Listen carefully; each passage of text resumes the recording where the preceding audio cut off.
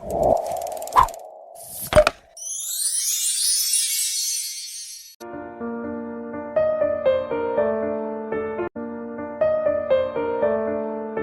Students, good morning.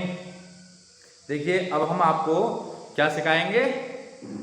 Urdu की alphabet. और उर्दू की अल्फ़ाबेट जब हम बोलेंगे तो हमारे साथ बोलना है आपको। बोलेंगे? Very good. तो अब हम यहाँ से स्टार्ट करते हैं। ये उर्दू है और ये उसकी प्रोनाउंसिएशन। अलिफ, बे, पे, ते, टे, से, जीम, चे, हे, खे, दाल, जाल, रे, जे, जे, सीन, शीन, श्वास, ज्वा, तोय, जोय, एन, गैन, फे, काफ, गाफ, लाम, मीम, नून, वाव, छोटी है, दो चश्मी है, हमजा, छोटी ए, बड़ी ए। अब इतना याद कर लेंगे और फास्ट पढ़ाते हैं एक बार और, ठीक? समझ के जल्दी।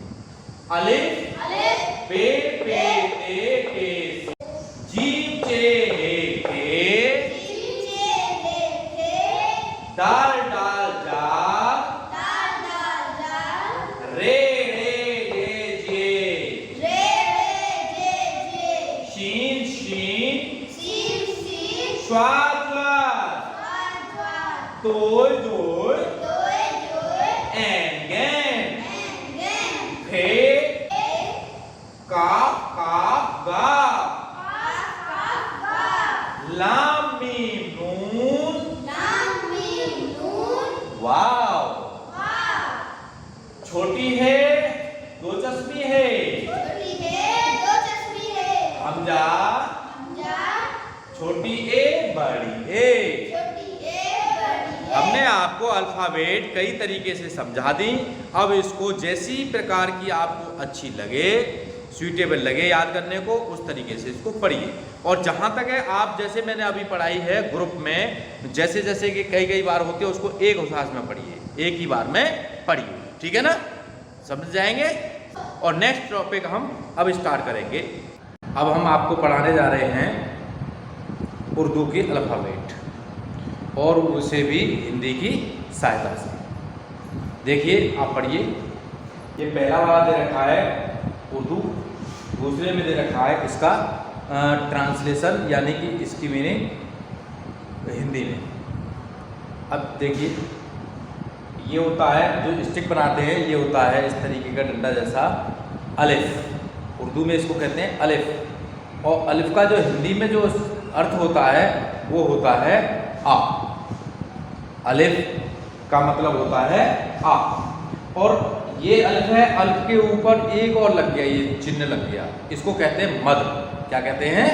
मद। और ये जो मद होता है, इससे जो अलिफ था वो बड़ा आ का बन जाता है, यानी बड़ी आ की उसमें आवाज़ आने लगती है, बड़े आ की साउंड उत्पन्न करता है। तो अलिफ मद से बन जाता है बड़ा आ। अब आते हैं हम आगे। ये यहाँ पर इस प्रकार की एक शेप दे रखी है, एक आकृति दे रखी है, और ये 5 टाइम आकृति दे रखी है। सबसे पहले हम इस तरीके की 5 आकृति बनाएंगे अपने याद करने के उद्देश्य से, जिससे कि हमें याद करने में कोई दिक्कत ना हो। तो 5 प्रकार की बिल्कुल ऐसे कटोरी जैसी आकृति बना लेंगे। और उसमें क्या होता है, हिंदी में जिसको हम डॉट कहते हैं, इंग्लिश में डॉट कहते हैं, हिंदी में बिंदु कहते हैं, और यहाँ पर उसको हम नुक्ता कहते हैं, बिंदी के लिए नुक्ता कहते हैं।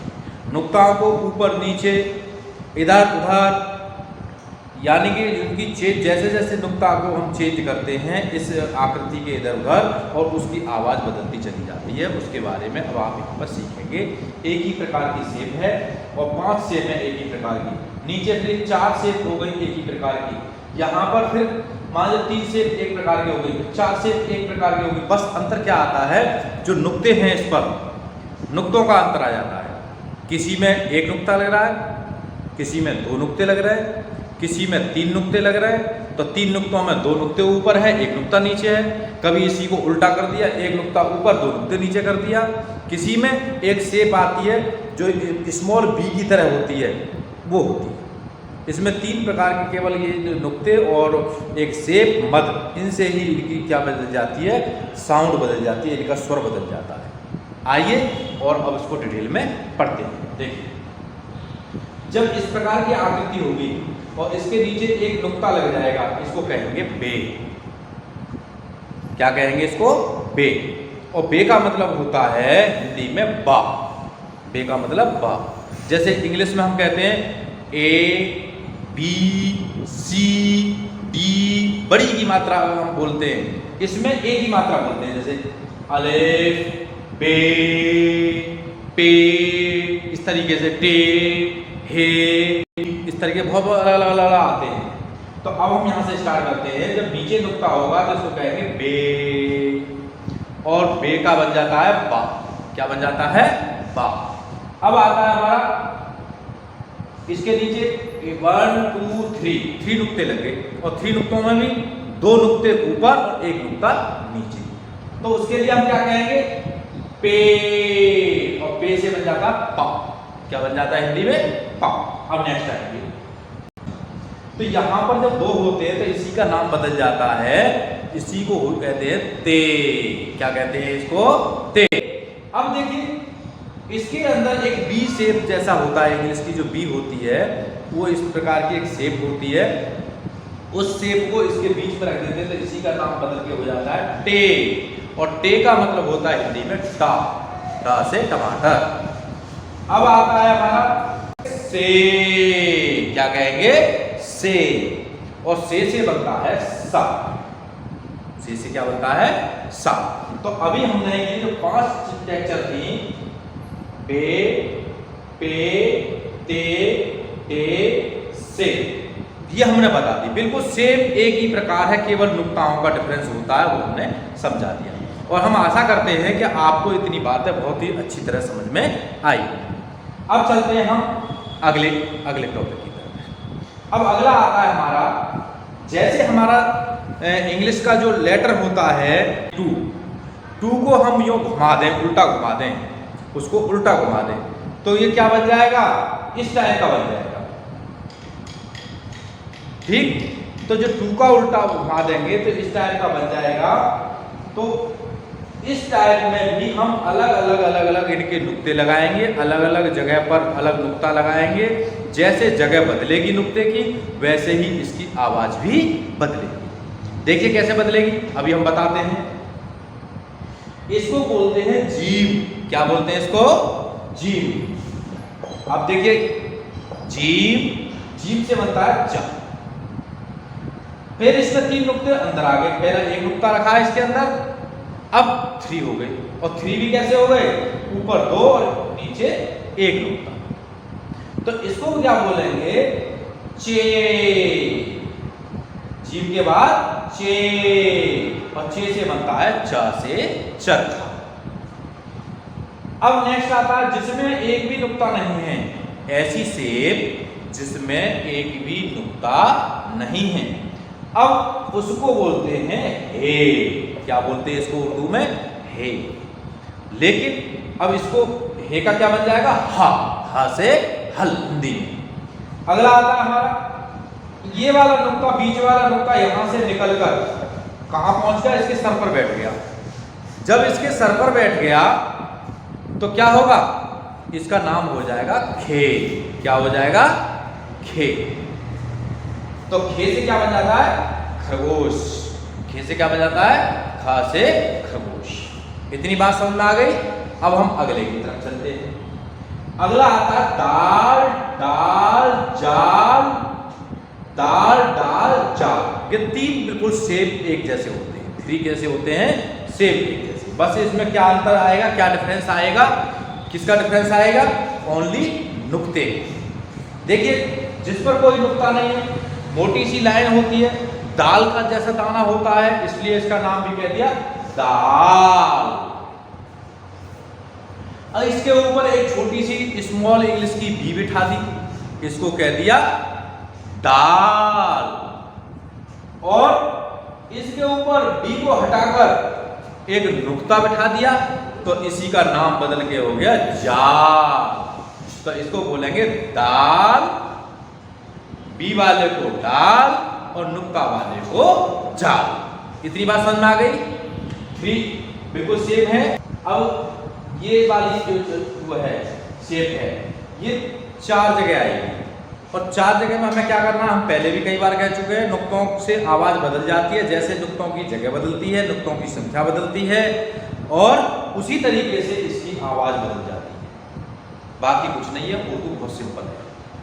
ठीक, ध्यान से पढ़िए, और उर्दू सबसे सिंपल मालूम पड़ेगी। जब आप सीख जाएंगे तो उर्दू से ज़्यादा सिंपल कुछ नहीं मालूम पड़ेगा। इसमें मीनिंग भी सब कुछ जो हम अपनी मातृभाषा हिंदी में बोलते हैं उससे मिलती जुलती इसकी मीनिंग होती है।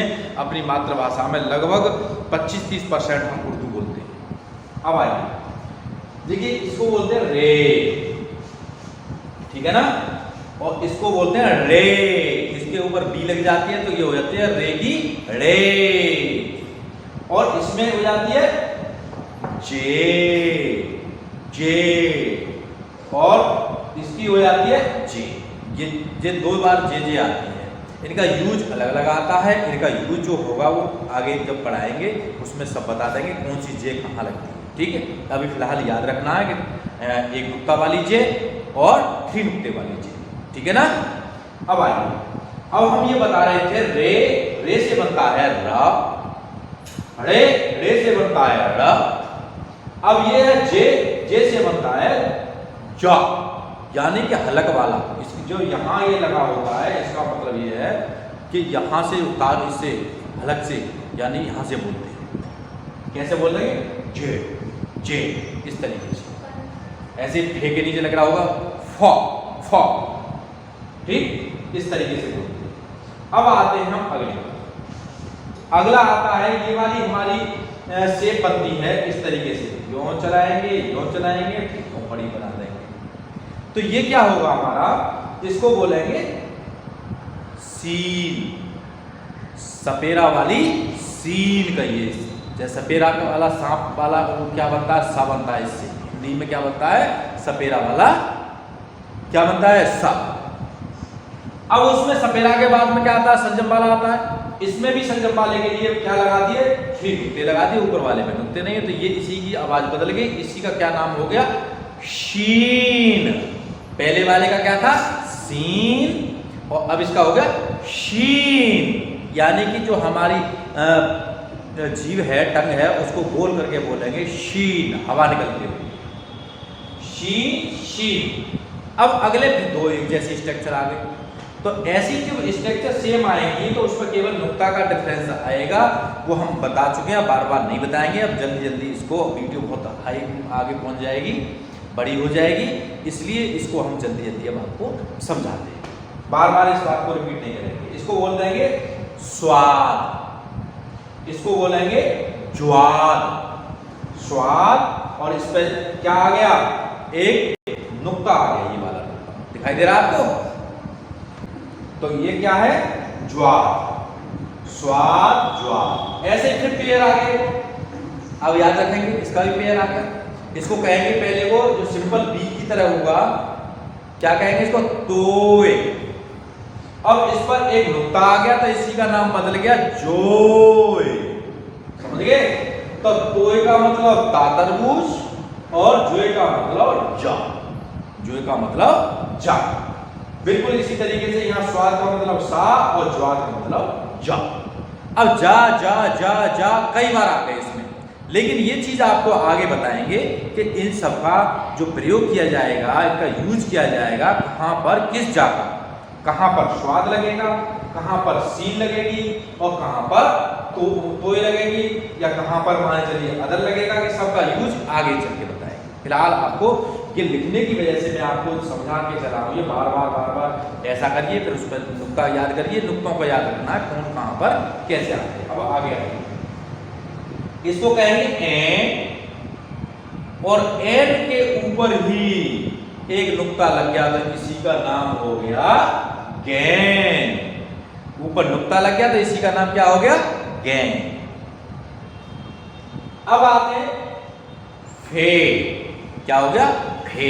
और फे से मैंने अभी बताया था, इस पर क्या लगा हुआ है, एक नीचे इसके भी एक नुक्ता लगा हुआ है, इसे अलग से बोलेंगे फे, फे। और फे का हो गया फ, फक्र, फ। अब ये होता है काफ, काफ, काफ, क, ये हो गया काफ। और ये होता है सादा का, क। और इसमें क, यानी कि हमारा गला अलग तरीके से बोलता है, और इसमें सादा होता है का से का होता है, ठीक, ये बात।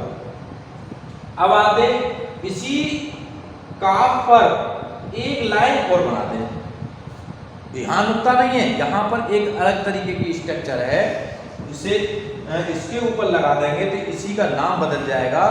पहले काफ था, अब हो गया गाफ, काफ, गाफ। अब इस तरीके से बाबा जी का बैठ उल्टा कर देंगे, हम बाबा जी का बैठ उल्टा कर देंगे, क्या बन जाता है, लाम। और लाम का मतलब होता है हिंदी में लाल लट्टू, ला से लट्टू।